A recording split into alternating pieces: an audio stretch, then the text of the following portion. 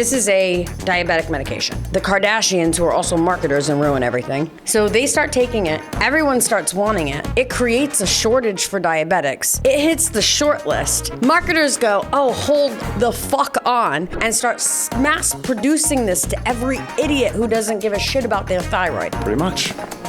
That's fucking brilliant. What are some of the proactive steps that I, as an advertiser who want to do the right thing, what are some proactive steps for 2025? Starts with... Welcome to another episode of Special Ops Podcast, where we give actionable insights to direct response and e-commerce marketers.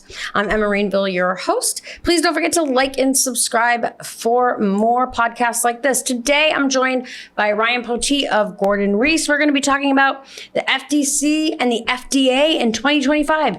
New rules that can reshape your business. Make sure you're ready by watching this episode and subscribing for more insights. Ryan, it's so good to have you back. Glad to be here. I hope that you come back over and over and over again. Besides being good friends with you, I just absolutely think that you are brilliant. And I love getting all the free legal advice. Can you share for our listeners a bit about your background and how you get into law? Sure. I am a partner in Gordon Rees' advertising e-commerce group. Our firm is about 1,400 attorneys. We have a group of probably about 40 of us that are really geared towards advertising and commerce. Our clients range from the small to very large service providers, advertising agencies, networks, payment providers, pretty much anyone in the e-commerce ecosystem. We've really been successful building out a pretty good team that we kind of position ourselves to be outside general counsel to e-commerce companies. So we've done a good job at that. For sure. Your firm is one of the largest in the nation. You guys have 1,400 attorneys across all 50 states, right? Correct. Including Alaska. Even Alaska. Okay, so if I get sued in Alaska, you got me. You guys have specialists in specialties. So trademark, patents, advertising law, FTC, FDA, PCI compliance, privacy laws, data breach, lawyers. You guys have everything. We're a one-stop shop. Insurance. I remember calling Damon, one of your partners, and saying, hey, I need a divorce lawyer for this client. And he was, her attorney for her corporation. You guys were her attorneys for her corporation. And not only did he find me an alumni person who could take the case, but you guys are very involved in it. I was actually surprised how it all panned out. Your firm is massive and can help just about anybody in direct response, right? And the two chairs of our practice group really brought together a really good team. Damon, who you just mentioned, talks about everybody having their own superpowers. And so we got our trademark person, we got our copyright person, we got our, M&A guy, whatever it is, right. We got somebody who can handle it. Yeah, for sure. It's really good working with attorneys who know their stuff rather than paying them a ton of money to research. And you guys are litigators as well, so you actually defend. A lot of people don't understand this. So before we get into what we're going to talk about with the FTC and the FDA, and I never knew this until I started working for a client who had an attorney who would give her lots of FTC advice, but if something ever happened with the FTC, he couldn't litigate for her. He couldn't represent her. So talk to me about that just briefly. Sure. So some lawyers try to focus on the advice and counsel side, keeping people out of trouble. And then when things escalate, they bring in litigators. Our advertising e-commerce group, we have some folks who are traditional, transactional types of attorneys, but really everybody's a litigator. Everybody knows the issues inside and out. They litigate it. So if you give me advice, they're going to be standing next to me in court. That's kind of important to me for CPA and the lawyers. Thank you for explaining that. I'd love to just dive right in to the upcoming changes. And the first thing I want to go through the changes specifically. But the first thing that I want to address is word on the street is, with the presidential election having come to a final decision, and with President Trump, hurts a little to say that sometimes, I'm excited in both, not so much, but with President Trump getting back into office, a lot of people don't believe, because of all of these things about the FTC, you're getting rid of all of these lawyers and we're cutting budgets, but a lot of people don't believe that we're going to be regulated And so I'm looking at the changes, and actually it looks like we're going to be regulated a little more closely. So I'd love to hear overall from you. What are our thoughts? No? Can I not do that? Yeah, no, I don't think it's going to change. Okay. You looked at me like, bitch, don't ask me that question. So do you think what changes as far as, and I want to go through the actual changes, but what changes as far as, do we think that this new administration, thank you. Do we think that this new administration is going to cause the FTC and the FDA to back down from advertisers a little bit? Do we think it's going to be the same? Do we think it's going to be heightened? What do you think is going to happen? What I believe the big changes for 2025 with the new incoming administration are going to be focused mainly on the antitrust side. Lena Khan, who is the current chair of the FTC, will be stepping down very soon. She has a very aggressive view of antitrust law and big tech. She wrote her doctorate or dissertation on this. She really wanted to shape antitrust law. I think that is going to change. We have the Elon Musks of the world and some of the Republican commissioners talking about how they want to step back from that. But on the consumer protection side, I don't think that we're going to see a lot of change. I think 2025 is going to be very similar to what we saw when President Trump was first in office. We litigated some very aggressive FTC teams when they were arguing that they were protecting consumers. And I don't think that's ultimately going to change. What I do think is going to change is I think that they might back down on some of their more aggressive or novel interpretations of their statutory authority. Some of the rules that they have promulgated over the last couple of years have been what the Republican commissioners would argue exceeded their authority and kind of shoved policy positions down the American public's throat. I think we might step away from that.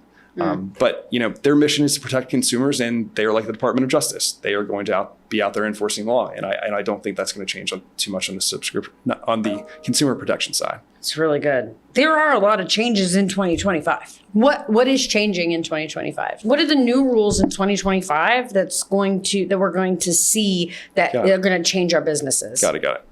So the new rules in 2025 are going to be the click to cancel rule, or the new negative option rule, which we have a whole podcast on. True.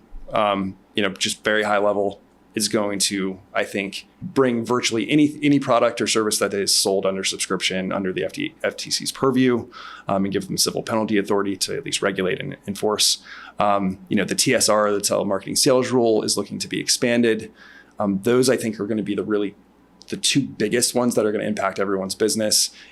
For at least the TSR, the current rule really focuses on inbound calls from consumers. The updated rule is going to be encompassing the telemarketing sales rule. Until relatively recently, has been focused on outbound calls, but now it is going to encompass inbound calls, and there's some additional nuances to all of that. But I think really for e-commerce businesses, it's going to be the TSR and the click to cancel rule. Can you walk me through? You went over some of the new things.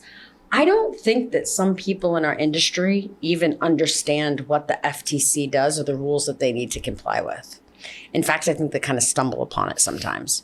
So I know that we could talk for hours about what FTC rules all advertisers need to know, but tell me some of the key FTC regulations all advertisers should know. The key regulations that all advertisers need to know are the click to cancel rule, the telemarketing sales rule, and I'd say the business opportunity rule, and then just more generally, the Section 5, truth in advertising rules. I mean, you need to, your advertising needs to be truthful, not misleading, and then you got to have evidence to back it up. And so, on the click to cancel rule, making sure that your subscriptions are clear, or at least the billing terms are clear, unavoidable, you're getting consent to those terms. And then for the TSR, I mean, it's the same thing. When people are coming in, you have specific disclosures that you need to be giving. And if you're accepting payment information over the phone and enrolling folks into subscriptions, you need to be giving additional billing disclosures. And for the business opportunity rule, I would be very, very hesitant to characterize anything as a business opportunity. Business coaching, for some reason, at least more recently, the FTC has taken the position that, business coaching is almost like a business in a box. Right. And staying away from certain things like that. And then lastly, I think just for truth in advertising, make sure what you're saying is not convoluted. It's truthful. When you say your products work, they actually work how they say they work. Can you share with me some cases you've read about that involve some more complex advertising issues? We've been involved with quite a few. I think the expansion of the business opportunity rule has been incredibly concerning. We have what the business opportunity rule is really meant for what, it kind of like sounds like I'm offering you a business opportunity. It's an existing business. You give me some money and I will give you access to this opportunity, almost like an MLM. MLM is not the best description, but a business in a box is what the term is usually is used. And business coaching for some reason has all of a sudden morphed into what the FTC would argue is a business opportunity, which is definitely not the case. And, the more because in my mind, business coaching, I'm going to teach you how to be a better business owner. I'm going to teach you how to be a better salesman, a better copywriter, whatever it is. The more you say, I'm going to help you build a business, I'm going to give you the tools to build that business. The FTC has taken the position that that's really no longer a coaching service, but it's actually like, I'm going to give you a full-blown business opportunity. And when you do that, you have to give certain disclosures and track records of, earnings claims and things like that, which business coaches don't have because that's not what they do. And unfortunately, the FTC is saying, well, we're looking at business coaching. And it's even more problematic when you have the chair of the FTC coming out and saying, well, business coaching doesn't really fall under the existing rule. But then when frontline staff is out there filing lawsuits, calling business coaches, selling a business opportunity, that's a massive problem. Can I give you the other side of that? Sure. The amount of people that I've seen spend a lot of money thinking that someone was going to help them because of their lies and their bullshit, pretending like they're brilliant entrepreneurs, and really let's kind of dissect this for a minute. I can show you how to create a 9-figure business. I'm driving a Ferrari. By the way, it's rented. It's not mine. Everything that I'm filming is in this multi-million-dollar mansion. Also, by the way, not mine. I even went in with like 4 or 5 of my friends so we could all film there for one day because we could only afford one day. I'm always positioning myself to be a successful business owner when in reality, I have nothing but a trail of failing businesses and bankruptcies behind me.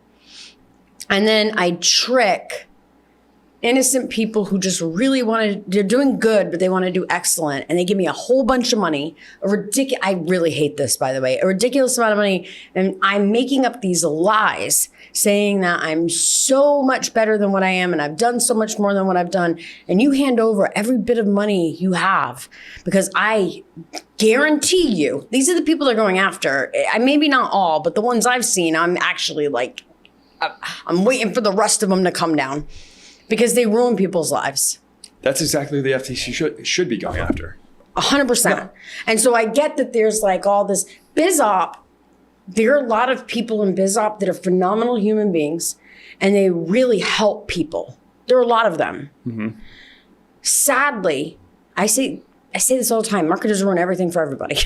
The second they find someone making money doing something, they jump in and they imitate it, but they don't. In the realm of BizOp, they've taken money from people that don't have it and selling them these quick schemes that aren't real. And it just...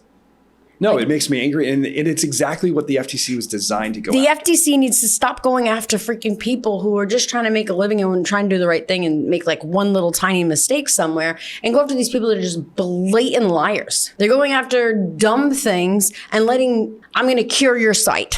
I'm going to cure your blindness, rather. You're going to have 20/20 sight, even though you're clinically blind right now. I'm going to cure your cancer. I'm going to cure your diabetes. You don't have to take... Oh, God, I remember sending Damon this video of a guy doing a demo call for a blood sugar support product. And the telemarketer, the person who was over his team, was talking about how they didn't have to take insulin anymore. They could throw them in the trash as soon as the supplement came. That's who they need to go after. Somehow these people are still in business. They're 15 years later, and the nice guys who get a little, I can justify the claim because I can find the claim, but I didn't say it in the way that, even though the claim, the very citation I used said what I said, I can't say it that way. I don't know. I'm on a tangent. Well, no, but I mean, that's what clients ask us all the time. Why me? Or why is this guy getting away with it? It's crazy. And it's entirely random. I mean, some of it is, I don't believe that they check. I don't know how they find the people they find.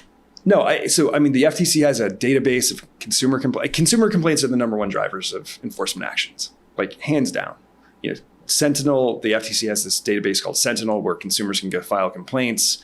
All the gripe sites. We had an enforcement action, a pre-litigation enforcement action where it was a financial coaching or a financial trading business, like stock picks, and all of the companies that were listed on this one website ended up receiving a civil investigative demand from the FTC.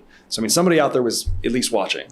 And so, there's not a really good answer for why me or why somebody else is getting away with it. It comes down to, just, I think it's entirely random. And then are you able to sleep at night? One of my colleagues says it. That's a tough question because some people I feel like don't have a soul. And some don't. And no matter what is going on, they're still going to do it. And sometimes people just get away with it. I remember I was sitting on a beach in Mexico at an event with probably one of the slimiest advertisers I'd ever met. And I had asked him, I had looked at him and I was like, how do you sleep at night? And he was like, if they're stupid enough to believe me, they deserve what they get. Literally what he said. So if I am an advertiser and I want to do the right things, what are the things that I should do to be proactive so that I'm not calling you saying, Ryan, why me? So it starts with what you're selling. Make sure that you have claim substantiation, that when you are selling a product, it actually does what you say it's going to do. After that, spyware for monitoring your affiliates, doing compliance audits, calling into your call centers. Like if you have a call center, call in, pretend to be a subscriber or a consumer and say, hey, I like this product. Why did you enroll me into this subscription? Like force them to, try to downsell you, walk through your entire enrollment path. It sounds kind of simple, but send it to somebody over 65. Like if they don't understand that they're being enrolled into a subscription, I think you need to go take a look at your enrollment path. And lastly, look at your consumer complaints. Look at your your customer service records. If you have a recurring theme, there might be a problem. Go to your BBB profile, your Trustpilot, all the consumer review platforms. See what consumers are griping about and fix it and be proactive. Respond to the complaints. Consumer complaints are seriously the number one driver of enforcement action. Lawsuits and class action attorneys just love to sit on review platforms and look at what people are complaining about. So, respond, make people happy. I love that. Thank you. That's really good. He just gave you guys a checklist. That's really good. I would love to, I hear all the time, it's impossible to keep up with all the FTC compliance, blah, blah, blah. For an attorney, there is new stuff, new law, right. Law isn't about just one person's perception of the law. It's about what has happened in the past. What's that called? Precedent. Thank you. It's about what cases and what precedent, other judges took. And it's a lot. For you as an attorney, what's the most challenging part about keeping up with all of the stuff that's going on with the FTC and the FDA? I think that's actually the easiest part. I mean, they're a government agency. They publish this stuff. There's rulemakings.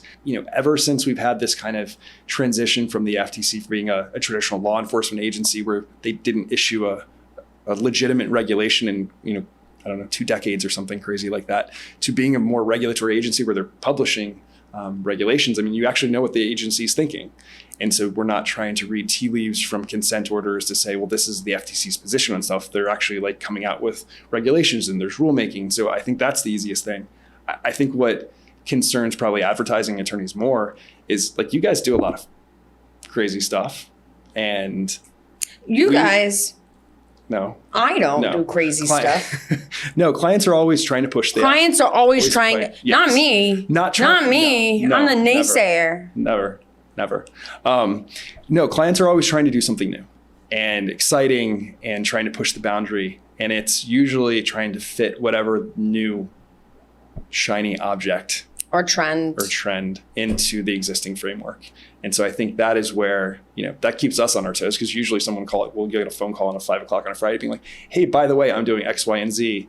This sounds great, isn't it? And then it's like, huh. Why did you just ruin my weekend though? Truly. I don't love that for you, but I love that you also get those Friday phone calls, because me too. Always at 5. It's always at 5 on Friday. I don't understand it. And it's going to launch on Monday at 8. Truly. Frick, we can go back and we can look at when Trump was president last time with that administration. His administration is a little different this time. But we can look at what that administration did, and then we can look at what he's piecemealing together now.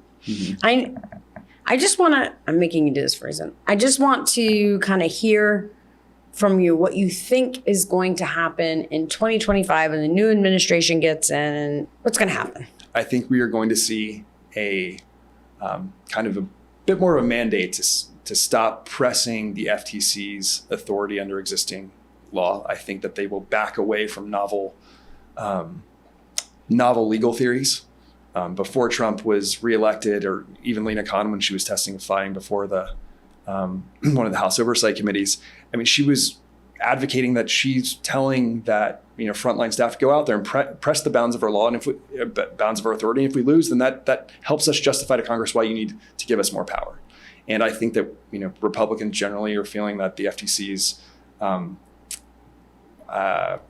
abusing its authority. And I think that we're going to see it return to a much more restrained approach. Now, that's not going to mean that the FTC doesn't enforce law and they're going to be going after all of the bad people, and all the stuff that was unlawful before Trump got in office is still going to be unlawful. But I think that we're going to see maybe a more rational approach to enforcement. When Trump gets in office, we're going to see a more rational approach.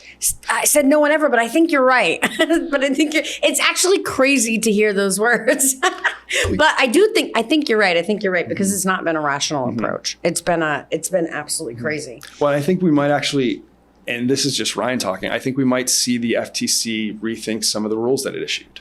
It would require some legal maneuvering, but I think that at least there would be enough support in Congress as well as with the Republican commissioners to look at some of the rules that are at least in the stages of rulemaking, or the rules that have been recently passed, to say this was never within our authority to begin with. Let's rethink this. This is so interesting. I want to keep kicking on this, if that's okay. I'm genuinely curious. There are rumors of, I don't know if you'd call it rumors or outright people saying, but everything needs to be fact checked now. The FTC hired a ton of attorneys, and now they're all going to get fired? No. That's not true. No. Talk to me about that. No, I mean, government is, they get positions, they get a budget, they forecast.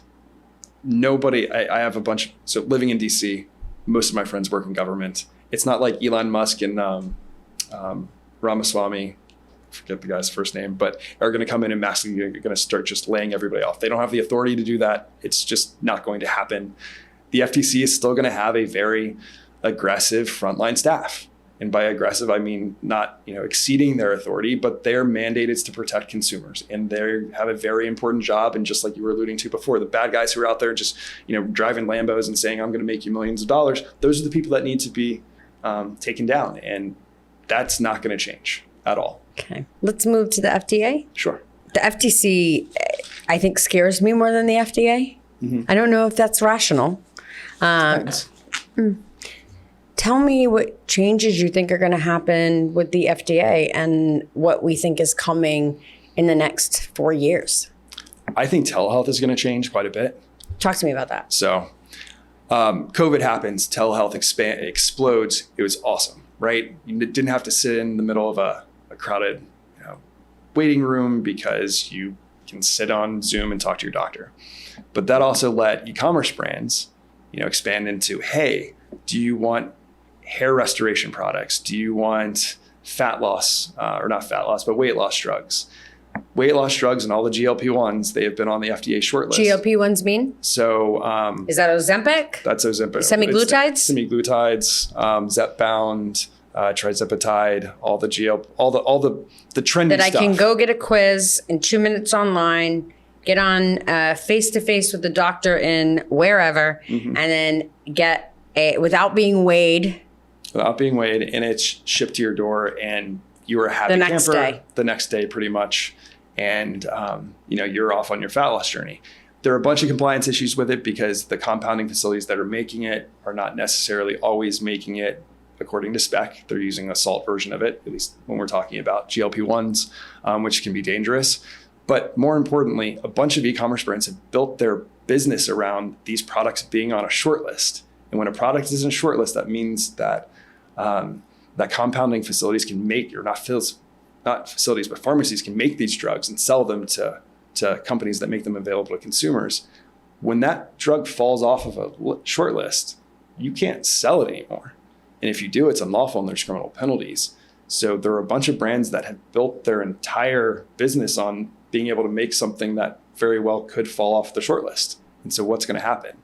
And so I think we're going to see enforcement around that, and this need to start pivoting businesses away from the traditional, not traditional, but this newfound telemedicine. Because it's not really telemedicine. I genuinely wonder this and hope you don't think I'm dumb. So there are a lot of people who are doing like hair tests or DNA tests to determine what supplements and minerals you should take. Mm-hmm. And those are really great products, some of them. We know Barton Scott. Mm-hmm. I freaking love him and I love his product. Go to upgradeformulas.com and buy his stuff.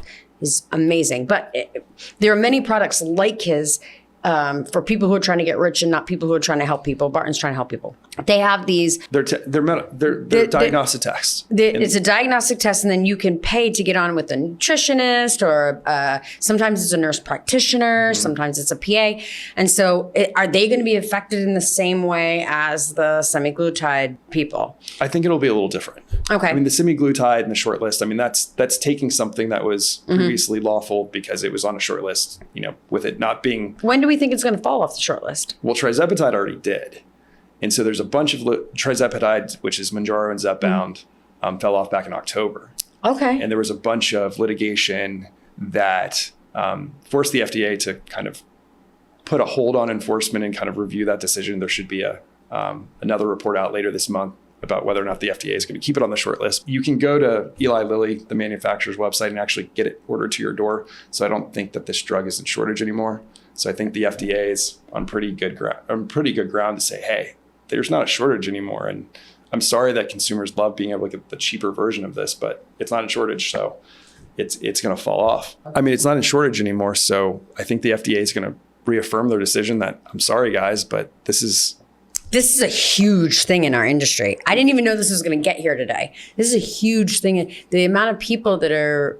I mean, there are entire businesses. That's all that they sell. Yeah. Now, the great thing is they already have, because to do telemedicine the correct way, there are a number of entities that need to be set up. You need provider networks, and typically our clients or the people that we're representing are the advertising arm of the provider network. And, to avoid all the anti-kickback laws, there's a bunch that you have to do. But if you've already established this provider network, I mean, you have qualified healthcare professionals. You just need to figure out what those professionals can cater to. And so perhaps you were a weight loss brand. If there was as some of the other larger brands have mental health coaching.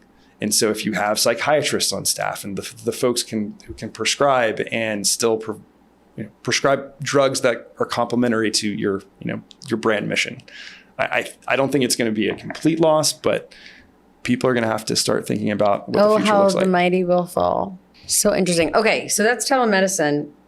What else with the FDA? So I think the FDA is going to be, I don't think there's going to be a lot of change. Okay, I've noticed in recent months, and it may be that I'm just noticing, that a lot of what I'm seeing is FDA violations with call centers. Really? Yeah. So I should have sent it to you. I was reading about 3 different cases, 2 in Utah and 1 in Washington, not Washington, where it's always freaking Utah for some reason. I don't understand that. But anyway, it was calling the call center, asking about claims, call center commission employees saying whatever they needed to say to get you your bottle.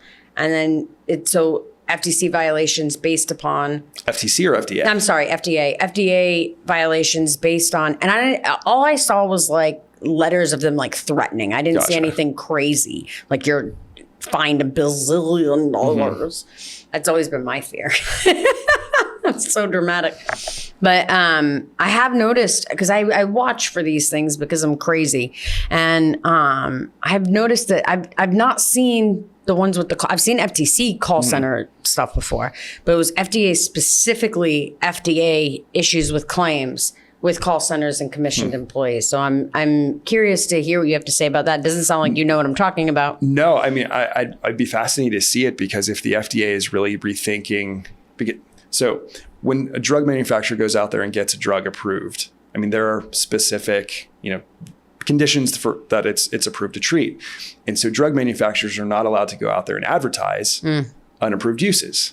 And there's a bunch of case law, especially out of the Second Circuit, that says, well, there's a First Amendment and you can pretty much what I say, so long as it's truthful. I'd be curious to see if the FDA is going to be taking a more aggressive approach on off-labeled use. There is a bunch of off-labeled use in the telemedicine space. I mean, you see men's health brands advertising sertraline, which is Zoloft for, premature ejaculation. I would be very curious to see if the FDA is going to be rethinking its enforcement authority over off-label use. I mean, a bunch of our clients in the telehealth space do it. So we'll, I'm all ears. I'd love to. What do you think is going to happen? You're so wishy-washy. What do you think? To be honest, on the FDA side, I think it's really going to be just more of the same. Really? So you think all these companies that are shipping these weight loss needles to people's houses are going to be just fine? Well, I mean, it falls off the short list and then they can't do it anymore. But you think that that's happening, or you don't think that's happening? That's totally happening. Okay. I mean, well, trizepatide, Eli Lilly. I can go to Eli Lilly's website right now. And order it direct to your door? Yeah. When does that end? When does that end? Yeah. Like, let's play a game. Like, when's the baby going to be born? Oh, well, I think... What do we think? Well, that's now, I'd say in the next 6 months. So in the next 6 months, people who are doing that solely as a business should get another platform, something else to sell, because there's a reasonable possibility. I know you're a lawyer, so you got to protect yourself. There's a reasonable possibility that may not be available to them as a sales tool anymore. I'd put a lot of money on it. Okay. That's, I would start. I've heard this and heard this and heard this, but I heard this all the way from the beginning when they started doing this, and nothing's been done. But here's the thing. I feel like companies like that are going to try and switch to traditional weight loss supplements that we've always done. And these people are because they've got the lists. These people are so used to rapid results with no effort whatsoever that it's never going to work for them. Well, it's a house of cards. They need to find something else completely that demographic needs, my opinion. There are a ton of medications already out there that in pill form. They don't work like that shit does. Look, I watched Perry Belcher lose. He went from big fat ass to cancer patient in a matter of months. He lost so much weight. And it was so easy to lose the weight. And now every so often he'll go off and have to go back on because he'll pop on 12 to 20 pounds. Nothing. What was the pill that they took off the market? Hydroxycut? Yeah, ephedra. Ephedra. They still sell Hydroxycut, but it no longer has ephedra in it. It doesn't work nearly as well. Do you hear about Hydroxycut anymore? No. So this is my thing. Yeah, sure. They've got stuff available to them. It doesn't work the same. And the second I can teach someone in today's world and today's society that you can have something in a millisecond, they're going to go to their doctor and get it. They're not going to buy supplements. I'm just saying. Well, the problem is it's so expensive. Yeah, they need, from their doctors? From their doctors. I mean, is it more money than from online marketers? Oh, absolutely. I didn't know that. So the telemedicine brands are selling the compounded version. And so it still works the same? It still works the same because it has the same active ingredient. And for whatever reason, and not for whatever reason, when a drug is on the short list, the FDA comes out and says, well, there's basically a national emergency. The patients need access to this. So we're going to let compounding facilities make all of this stuff. I don't think I understood this till now. So this is a diabetic medication that people desperately needed, and marketers ruin everything.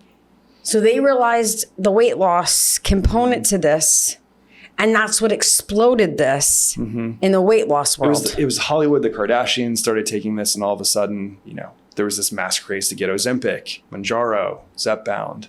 And so now there's an FDA. So hold on, I want to make sure I understand this. So this is a diabetic medication. Yep. The Kardashians, who are also marketers and ruin everything, they start taking it because they can afford it. They get it from their doctor and they're using it for weight loss. The rest of the world, and I just want to make sure I'm repeating back what I heard from you, because sometimes I tell stories in my head. So they start taking it. Everyone starts wanting it. It creates a shortage for diabetics. It hits the short list. Marketers go, oh, hold the fuck on, and start mass producing this to every idiot who doesn't give a shit about their thyroid. Pretty much. That's fucking brilliant. I thought I understood all this. I didn't understand. You'd think I would have understood all this. I don't work with anybody who sells it. So it's just kind of like, okay. So they're all going down. I think, in my opinion, after, even more so now, they need to find something that demographic, because they have the list built. They have the customer base. They need to find something completely different than weight loss that they can sell to these people. What else would they want other than weight loss? Because they're not going to be able to make them happy with weight loss. Yeah, I mean, well, if the if the patients can afford, I mean, there's some other stuff out there like Contrave and some other the other active ingredient, Contrave, not Wellbutrin. And what the fuck, Kardashians? You made it so diabetics couldn't have their medicine. The fuck? Another Kardashian problem. Wipe them off the freaking planet. Jesus. Okay. No, but I mean, I think there's some other drugs that at least the existing brands could pivot to short term. They don't work as well. They still work on kind of like the same mechanism in the brain, but it doesn't treat the blood sugar component of it. So it's not going to be as effective. But mental health coaching, I think, is going to be a great way. I mean, a lot of the existing brands already kind of, these drugs work, GLP-1s work best when paired with mental health professionals. A lot of the brands that at least we've worked with already have that attached to their brand. So building that out. I mean, I think everybody needs therapy, honestly. So 100%. Building that out and being 100%. And people who don't think they need therapy are people who need therapy the most. Exactly. And so even if that brand, I don't want to say dies, but moves into something else or rebrands, you still have the back end on that of that business. So, the marketing arm is still in place. You still have the provider network, the whole fee share. It's not even fee sharing, but the compensation structure already exists. So you don't need to reinvent the wheel. It's just reinventing branding. What should I have asked you that I did not? What's the easiest thing to keep me out of trouble? Holy crap. What's the easiest thing to keep me out of trouble, Ryan? Website terms and conditions. No, at least from a class action perspective. I mean, if you're selling something online, make sure you have a click wrap that's enforceable, and make sure you have binding arbitration. At least, I mean, that's not going to keep the FTC from knocking down your door, but at least from, crippling class action liability, that's going to be the absolute most important thing, that if you don't hear anything that anyone ever says, having an enforceable click wrap can save your company. Can you explain to people who don't know what that is? A click wrap is an agreement. It is a contract that consumers enter into when they buy an agreement. What? No, I'm just getting to the point that terms and conditions is a contract. Yeah. So many people don't know that. I'm just trying to make sure that you point that out. No, terms and conditions are a contract that consumers enter into when they buy your product. Unfortunately, I mean, I've had a client, we've given them absolute perfect terms, but never put them at the checkout page. And so when they get hit with a class action, you and I have dealt with this for a long time. They'll pay you a ton of money and don't put it on every page. Mm-hmm. And to be honest, it's not because they didn't want to. It's because stupid. It's a disconnect between the creative team, whoever controls the website. Well, what happens is you do updates, right? You do updates for marketing purposes. And if you're really, really good in this industry, you're constantly doing split tests and you're constantly changing things and you're constantly trying to beat what you've already done. Mm-hmm. You're launching new products, whatever. And there needs to be a product launch, sales page update, checkout page update, SOP that every single marketer ever has, and a QA process that says, do I see the copyright on the bottom of the page? Mm-hmm. Do I see the terms and conditions on the bottom of the page? Is it clickable? Can I scroll all the way down? Is anything wrong with it? Believe it or not, that actually happens. Is the privacy policy there? Is it clickable? Can I scroll all the way down? Can I see everything? These aren't difficult things. No, I mean, I've been in litigation, or at least what is about to turn into litigation, where the plaintiffs are sending me pictures of our website, and it's actually better than our current website because whatever day that they were visiting it, we're doing some sort of split testing. And then when I go back 2 days later, it is different again. And so there's when you split test, here's the thing. When you split test, you're sending a percentage of the traffic to one page and a percentage of the traffic to another page. That could be up to 4 times, depending on the amount of traffic, right? So you could click on it today and see a different page. And then click on it again 2 seconds later and see a different page. So you got to look at all of the pages that are live on the site and always have a QA process that does not involve the person building the page. If they missed it once, they will likely miss it twice, even with the checklist, even with an SOP. But yeah, that's makes total sense to me. Yeah. Get a click wrap. Get a clip wrap, which is a contract. Ryan, thank you. Just love having you on. I just absolutely, this has just been so great. Thank you so much. We've done several compliance guides and checklists in my members area for people. And again, you have the whole compliance guide that we're going to link for people. You've spent a lot of time creating free resources for our community. And I think that of course, there's a little bit of lead generation in that, right? Because you create goodwill for people. They're going to come to you when they need help. But really, I haven't really met someone, you, Damon, your whole team really just care about people and really just care about, you're not necessarily in it for the money, although I'm sure the money's nice. I don't feel like any of you are in it for the money. No, I think we've built a really good team. I mean, we like fixing problems. It's a passion of problem solvers. Yeah, absolutely. Absolutely. And you guys really care about the people you represent. Thanks, Emma. No, I mean that in a deep way. You care about.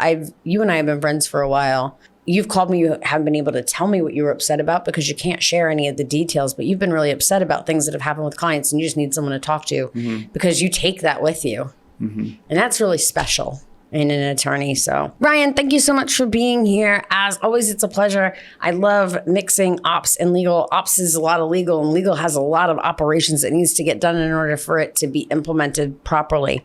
If you want to come back ever, I will have you over and over and over again. Happy to. Non-compliance isn't just risky, it's preventable.